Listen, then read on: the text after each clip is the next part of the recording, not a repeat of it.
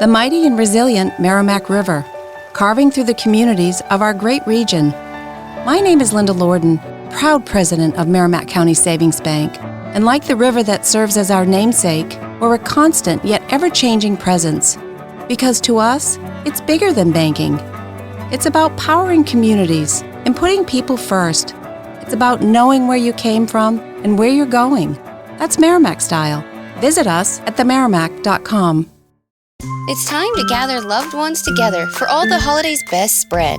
Lynn's has great prices on all your favorite Thanksgiving items, from delicious turkey with all the fixings to mashed potatoes and yummy pies. We have everything you need to create your perfect Thanksgiving dinner.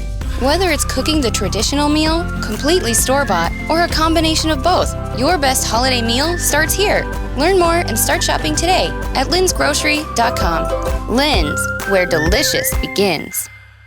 Hello and welcome to this week's episode of the Speak English with a British Accent podcast.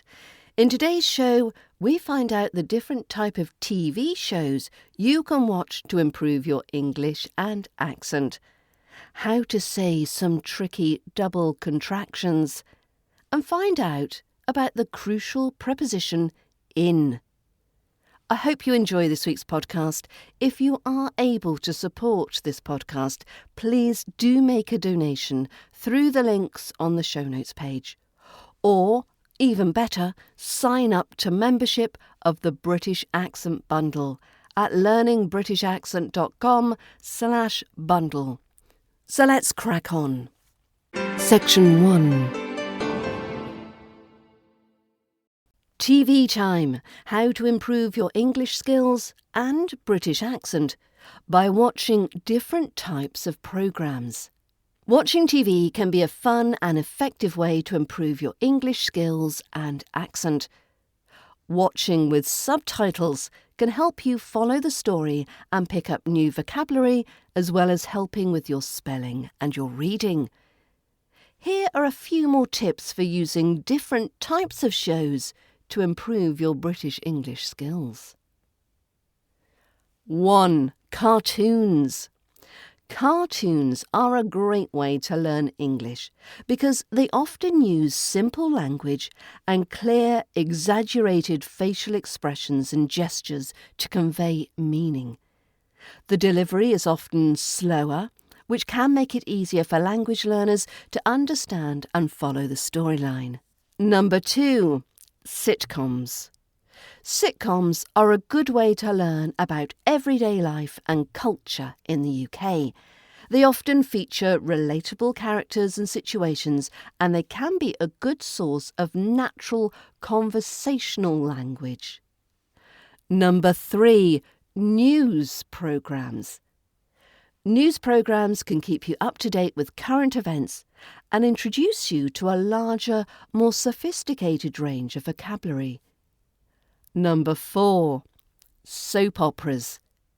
They often feature fast-paced dialogue and modern slang, which can be a good way to learn colloquial language and idioms. Number 5. Historical programmes. Historical programmes like documentaries or period dramas can teach you about the history and culture of the UK and help you practice your more formal language skills. Overall, there are many different types of shows that can help you improve your English skills and accent. Whether you prefer cartoons, sitcoms, news or something else, there is likely to be a show out there that can help you learn the language and have fun doing it. Just remember to watch it with subtitles. So do you have a favourite show? Let me know. Section 2. Double contractions in RP British English.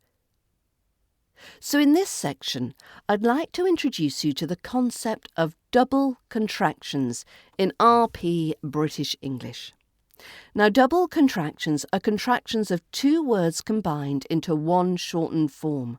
Now, these are more commonly used in spoken English and not generally used in writing, but we use them to make speech flow more naturally and efficiently. So here's some examples of double contractions and how they're used in conversation. So, number 1. I would have is contracted to I'd have. I'd have. So an example sentence could be, I'd have gone to the party if I'd known about it. I'd have gone to the party if I'd known about it. I would have, I'd have. I'd have. Number 2, I will have. I will have is contracted to I'll have. I'll have. So for example, I'll have finished my work by the time you arrive.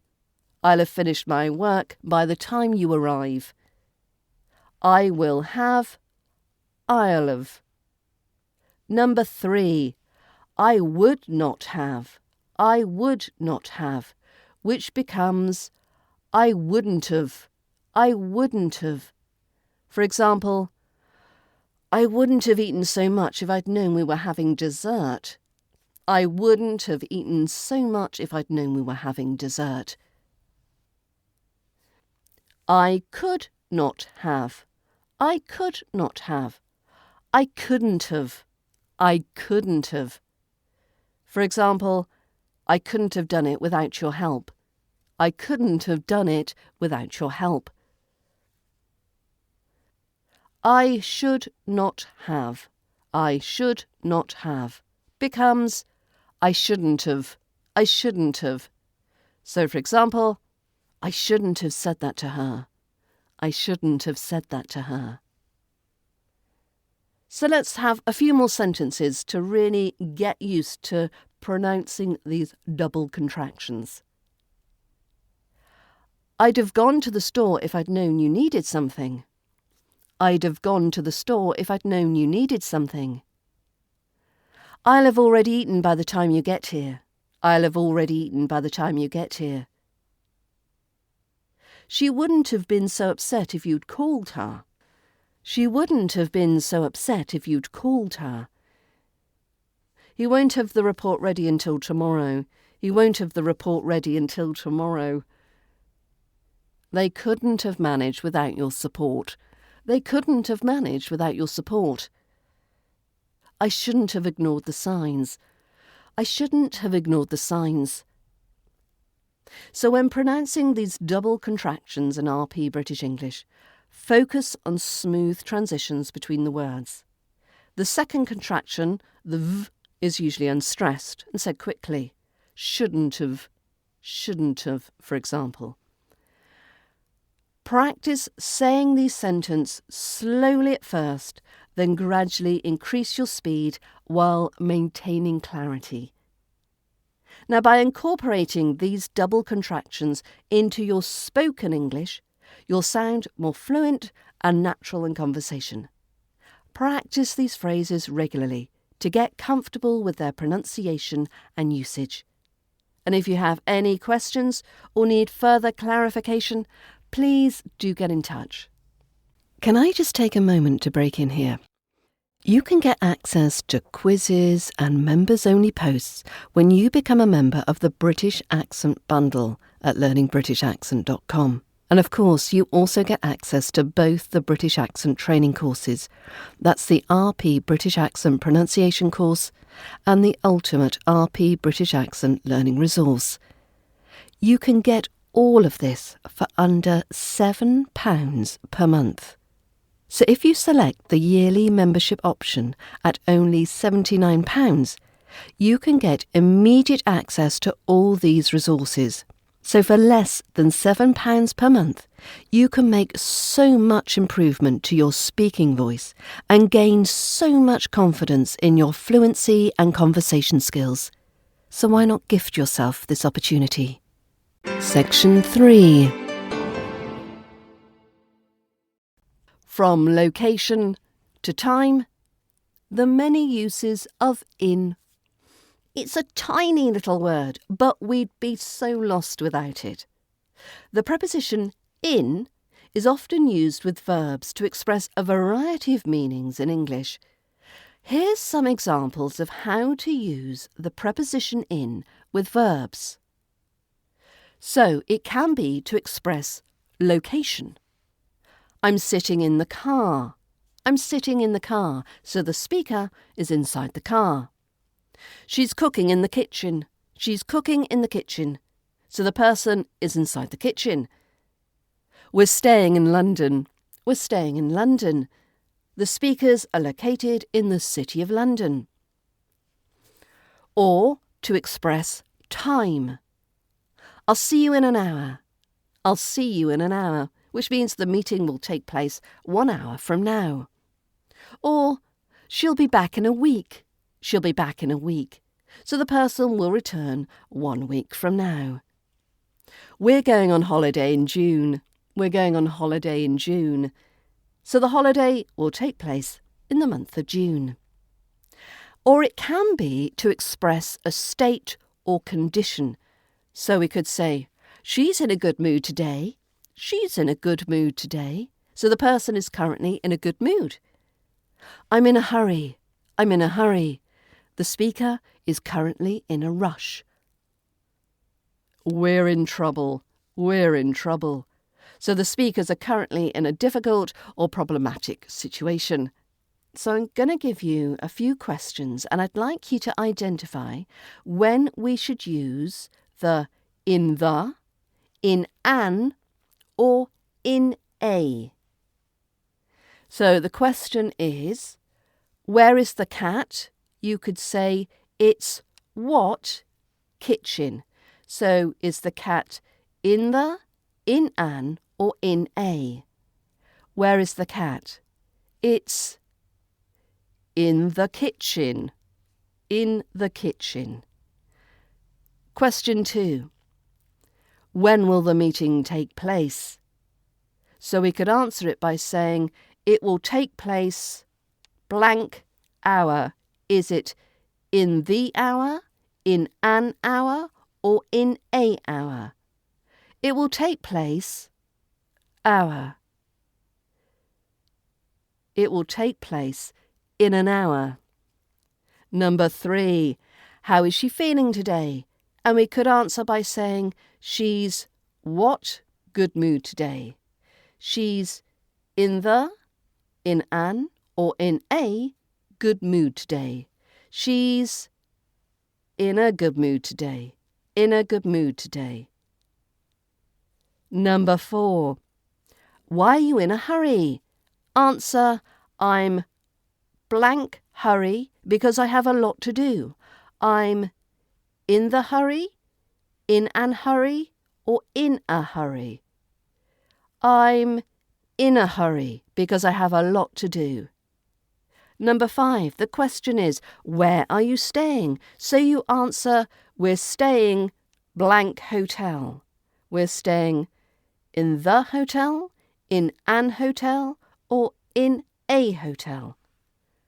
Where are you staying? We're staying in a hotel. In a hotel. Number 6. I ask you, when will he be back? And you say, he'll be back blank week. What goes in the blank? In the, in an, or in a. He'll be back in the week, in an week, in a week. He'll be back in a week. Number 7. Where is he sitting? And you answer, he's sitting blank chair. In the chair, in an chair, or in a chair. He's sitting in the chair. In the chair. Number 8. When are you going on holiday? You say, we're going on holiday blank July. In the July, in an July, or in a July. Have a think about that one. And let's do the final one. Why are you in trouble? Why are you in trouble? And you answer, we're blank trouble because we didn't do our homework. Now, you'll notice the answer to these last two questions, they're slightly different because we just say, we're going on holiday in July. We're in trouble because we didn't do our homework. It's just the in. There's no in the, no in an, in a. We're in trouble because we didn't do our homework. We're going on holiday in July. I hope that's helped you learn more about this very special preposition of in. Section 4. So in this section, we've got another chance to practice your knowledge of the preposition in. And I've got a quick quiz to identify whether you could use in as the preposition in each of the following sentences. Now, you can do the full quiz through the link in the show notes. I'll do a couple of questions here, but to get the full questions, you will need to be a member of the British Accent Bundle. Now, for each sentence, you need to determine whether the preposition in should be used. So answer with a yes or a no. So question 1, I'm going to put the book blank the shelf. So would we use an in this sentence, yes or no? I'm going to put the book blank the shelf. And if you said no, because it's on the shelf, you'd be correct. Question 2, I'm going to take a nap blank the afternoon. I'm going to take a nap blank the afternoon. So determine whether the preposition in should be used here. Is it a yes or a no? I'm going to take a nap in the afternoon. Answer yes. And question 3, I'm going to put the keys blank my pocket. I'm going to put the keys blank my pocket. Do we put the preposition in the blank? Yes or no? I'm going to put the keys in my pocket. And yes, you would answer positively. Yes, I'm going to put the keys in my pocket. Take the full quiz on the website, link in the show notes. Section 5. Improving your English accent when you're surrounded by a different language. If you live in a non-English speaking country and want to improve your spoken English and accent, there are a few things you could try. 1. Practice speaking English every day. The more you practice speaking English, the more comfortable you'll become with the language and the better your accent will become. But how? 2. Listen to and mimic native English speakers. Pay attention to the way native English speakers pronounce words and try to imitate their accent and intonation. Now, you can find these native English speakers through podcasts like this one, TV shows like we mentioned in section 1, movies and music. Number 3.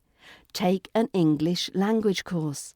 Enrolling in an English language course can help provide structured learning and practice opportunities and can help you improve your speaking skills and your accent.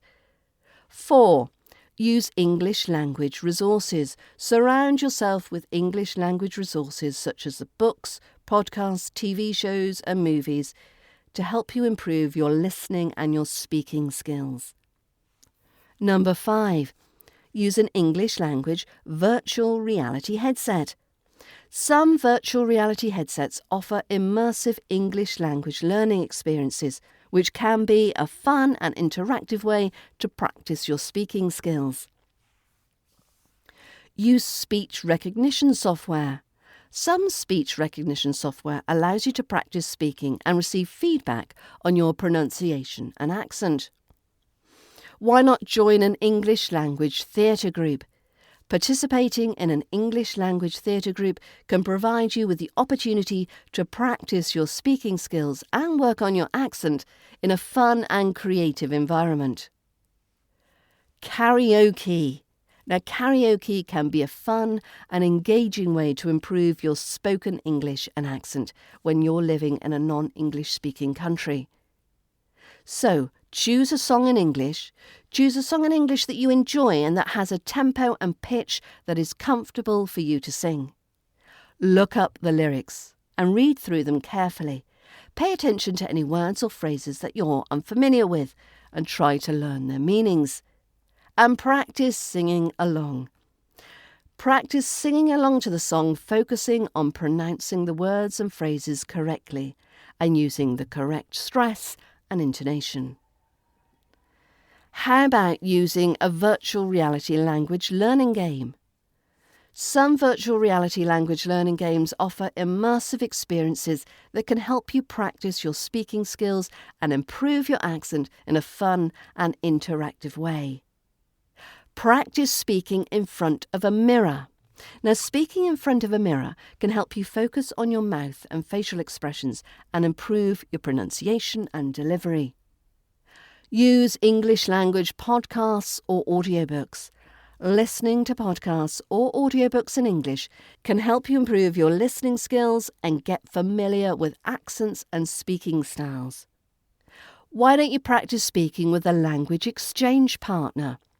Connecting with a language exchange partner can provide you with the opportunity to practice speaking English with a native or fluent non-native speaker. And why don't you participate in online English language forums or chat rooms? Joining online English language forums or chat rooms can provide you with the opportunity to practice speaking English with native and non-native speakers from around the world. This can help you get familiar with different accents and speaking styles and improve your confidence in speaking English. Remember to always be creative and open to trying new things in order to improve your spoken English and accent. And the key to improving your English and accent is to practice as much as possible and seek out opportunities to speak and listen to English as much as you can, no matter how unusual or off the wall they may seem. And of course, you can always get my courses, which will give you 24/7 access to British accent training material, so you can learn at a time and place and pace that's convenient for you. Go to learningbritishaccent.com/bundle. Well, thank you for listening, and I hope you can join me next week for another helping of tips and advice to speaking English with an RP British English accent. Bye for now.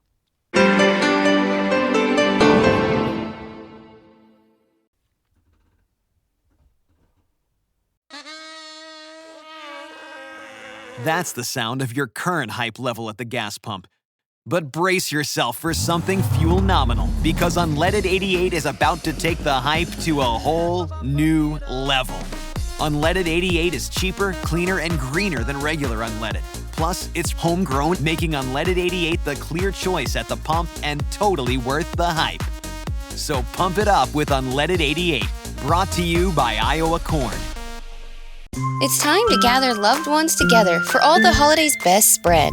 Lynn's has great prices on all your favorite Thanksgiving items, from delicious turkey with all the fixings to mashed potatoes and yummy pies. We have everything you need to create your perfect Thanksgiving dinner. Whether it's cooking the traditional meal, completely store-bought, or a combination of both, your best holiday meal starts here. Learn more and start shopping today at lynsgrocery.com. Lynn's, where delicious begins.